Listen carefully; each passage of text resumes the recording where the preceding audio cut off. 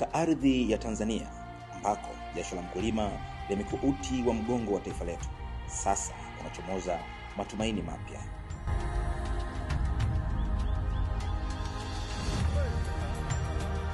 Rais Samia Suluhu Hassan, kiongozi wa maono na vitendo, amezindua benki ya ushirika. Hii sio benki tu, bali ni daraja la matumaini kwa wakulima wadogo, kwa vyama vya ushirika na kwa uchumi wa vijiji.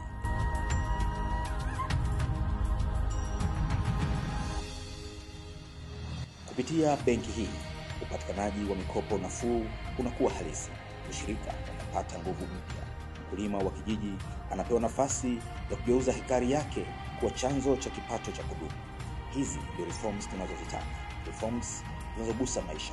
Reforms zinazoleta uhakika wa chakula, kuinua kipato na kuwezesha Tanzania kulima kwa tija, kuuza kwa ushindani na kustawi kwa pamoja.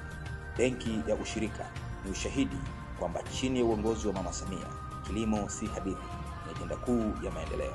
Samia anajenga misingi, Samia anawajali, Samia anabadilisha maisha.